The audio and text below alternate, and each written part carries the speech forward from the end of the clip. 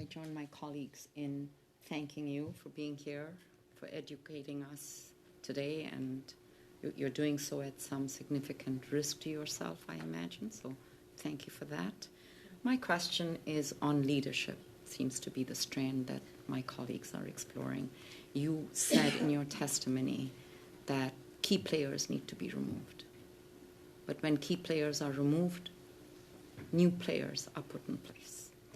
And I wonder if you would comment on the Canadian Human Rights Act itself, which mandates 6 commissioners to be named by the Governor and Council, including the Chief Commissioner and a Deputy Chief Commissioner, members referred to as the Accessibility Commissioners and Pay Equity Commissioners. There is nothing in the Act that refers to the commissioners being from the designated groups themselves. Women, persons with disabilities, Aboriginal peoples, invisible minorities, and of course there's intersection between these. Do you believe that the government should amend the Canadian Human Rights Act to ensure that there is, as you said, both experience and competency, as well as the perspectives of marginalized groups at the leadership table, so that you don't have processes such as what you called, how can you compete when there's no official competition? This goes to leadership. Don't comes from the top. Thank you, Senator, and I believe that you answered your powerful question when you said, I believe that there needs to be designated, and I forget exactly how you stated it, but how you said it, but there needs to be, and the words are not coming, but there needs to be a people appointed, designated equity-seeking groups. They need to be at the head.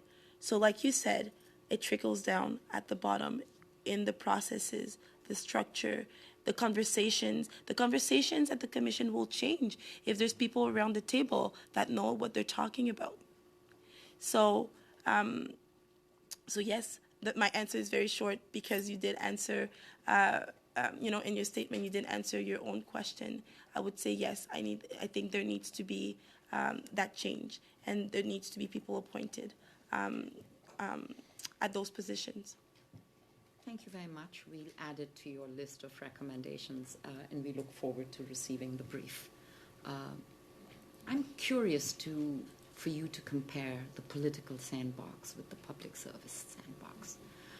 It kind of stuns me, frankly. But can you describe your trajectory to the PMO's office? We've heard your trajectory at the public service, but can you describe that trajectory and compare some key moments? So when you say explain, meaning my educational background, everything that led me there, or what do you mean? How did you get to be at the PMO? And how do you compare and contrast that with your journey to the public service? So I want to say, first of all, that any of the positions that I occupied and I had the opportunity to, to be in, I worked extremely hard to get there. I also want to say that I'm educated, and I don't always start by saying that because I believe that I'm a person first, but we have learned that education is important. We see it in, needs to require a bachelor degree. Well, I have almost a doctorate degree. So I'm educated. I speak multiple languages. I am someone who works for the community. I'm a community builder. That is how I got to PMO. I want to bring change. I want to work for the other. I love the other. I love people. I want to bring change. I'm thinking that in a way, I'm trying to heal myself from everything I have experienced as a Black person. And I do that by helping others because I don't want them to suffer like I have suffered and I continue to suffer. That is how I got to PMO, is by telling people that maybe if I'm in that space, I can bring change. So I was hired at PMO, and I worked there, and eventually decided to leave. I told you I have a growing family. My children were young, and I don't need to teach you anything how demanding this work is. When you work in politics, it's 24 hours, 7 days a week. And it is a tough place to be, but we need to be in these spaces. So I was there, and I loved my experience, and maybe when my children are grown, I will be coming back. I went to the public service. By the way, I left the public service already 3 times because I keep experiencing racism everywhere I go. So I left, and I came back, and I left again because I think it's going to change this time, and then I come back, and I leave again. So I've been working at the. I started working in the public service in 2009. I started as an administrative assistant.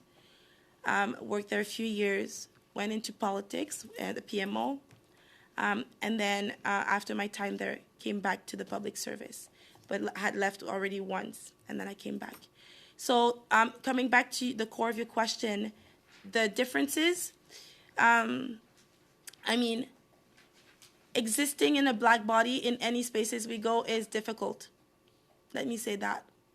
And then you can, receive it the way you want to receive it, but existing in this body is not easy anywhere you go. I would have stayed if it wasn't for external factors at the PMO, but I decided to go back to the public service and to the commission, which, like I said at the beginning, had the core values are embedded in my heart. But again, I've been disappointed. So the differences, I'm not sure, but I would say to exist in a Black body in any spaces we go is an act of resilience on its own.